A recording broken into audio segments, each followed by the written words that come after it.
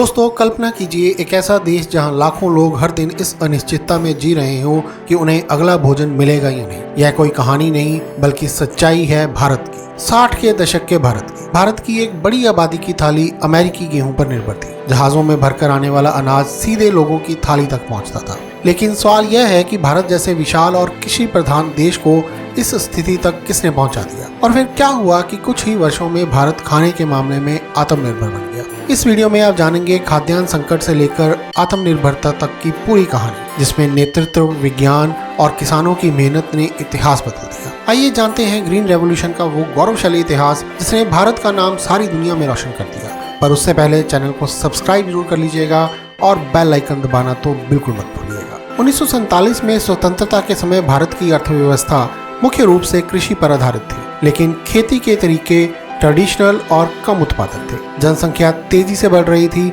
लेकिन खाद्यान्न उत्पादन उसी गति से नहीं बढ़ पा रहा था। इसके कारण देश में धीरे धीरे खाद्यान्न की कमी बढ़ने लगी। 1950 और 1960 के दशक में भारत को कई बार अनाज इंपोर्ट करना पड़ा, लेकिन स्थिति 1965 और 1966 में आए भयंकर सूखे बाद और गंभीर हो गई। यह सिर्फ एक प्राकृतिक संकट नहीं था, यह एक राष्ट्रीय आपात स्थिति बन चुकी थी। इस संकट के दौरान भारत ने अमेरिका से एक विशेष योजना के तहत अनाज इंपोर्ट किया, जिसे कहा जाता था PL 480। यह कानून 1954 में अमेरिका द्वारा लागू किया गया था। इसके तहत अमेरिका अपने अतिरिक्त गेहूं को विकासशील देशों को उपलब्ध करवाता था। भारत ने इस योजना के अंतर्गत बड़ी मात्रा में गेहूं इंपोर्ट किया। स्थिति इतनी गंभीर हो गई थी कि 1966 तक भारत की खाद्य व्यवस्था का एक बड़ा हिस्सा इसी आयात पर निर्भर हो गया था। इस समय शिप टू माउथ स्थिति बन गई थी, जिसका मतलब था कि जहाज से आने वाला अनाज सीधे लोगों के उपभोग में चला जाता था और देश के पास भंडारण के लिए पर्याप्त स्टॉक नहीं था, यानी फूड रिजर्व ऑलमोस्ट खत्म हो गया था। लेकिन क्या आपने कभी सोचा है कि यह निर्भरता कितनी खतरनाक हो सकती थी?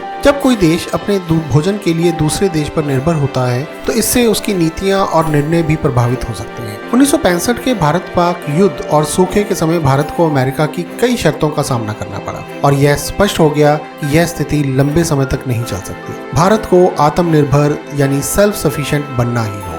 और दोस्तों यहीं से शुरू होता है असली बदलाव। साल 1964 में लाल बहादुर शास्त्री भारत के प्रधानमंत्री बने। उन्होंने इस संकट को गहराई से समझा और तुरंत कदम उठाए। उन्होंने देशवासियों से अपील की कि सप्ताह में एक दिन उपवास रखें और भोजन की बर्बादी ना करें। दोस्तों यह केवल एक अपील नहीं थी, बल्कि एक राष्ट्रीय आंदोलन था जिसमें पूरे देश ने भाग लिया। इसी दौरान उन्होंने एक ऐतिहासिक नारा दिया, जय जवान जय किसान। इस नारे ने यह स्पष्ट कर दिया कि देश के बॉर्डर्स की रक्षा और खाद्य सुरक्षा दोनों समान रूप से महत्वपूर्ण है। लेकिन केवल अपील से समस्या हल होने वाली नहीं थी, इसके लिए वैज्ञानिक क्रांति भी जरूरी थी। इस समस्या को हल करने के लिए भारत में एक नई कृषि क्रांति की शुरुआत हुई, जिसे कहा जाता है ग्रीन रेवोल्यूशन। इस क्रांति में MS स्वामीनाथन का योगदान अत्यंत महत्वपूर्ण था। उन्होंने भारत में उच्च उत्पादन वाले बीजों के उपयोग को बढ़ावा दिया। साथ ही नॉर्मैन बोरलॉन्ग द्वारा विकसित उन्नत गेहूं की किस्मों को भारत में अपनाया गया। सरकार ने इसके साथ ही कई और महत्वपूर्ण योजनाएं भी शुरू की, जैसे इंटेंसिव एग्रीकल्चर डिस्ट्रिक्ट प्रोग्राम,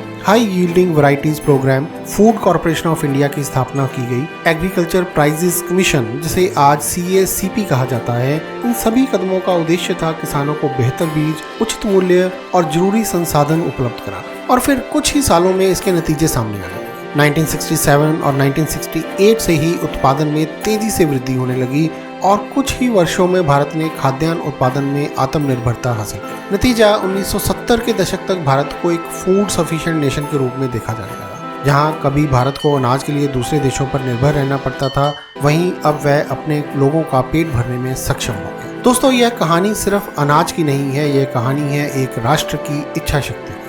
यह कहानी है उस समय की जब संकट बहुत बड़ा था, लेकिन हर भारतीय की हिम्मत उससे भी बड़ी थी। जब देश भूख से जूझ रहा था तो तब देशवासियों ने हार नहीं मानी। उन्होंने विज्ञान, नीति और सामूहिक प्रयास से एक नई दिशा बनाई। और यही कारण है कि आज भारत दुनिया के सबसे बड़े खाद्य उत्पादक देशों में शामिल है, क्योंकि इतिहास सिर्फ परिस्थितियों से नहीं बनता, बल्कि उन फैसलों से बनता है जो भविष्य को बदल देते हैं। दोस्तों अगर आपको यह जानकारी उपयोगी और प्रेरणादायक लगी हो तो इस वीडियो को लाइक जरूर करें और ऐसे ही सच्ची और शक्तिशाली कहानियों के लिए चैनल को सब्सक्राइब करना बिल्कुल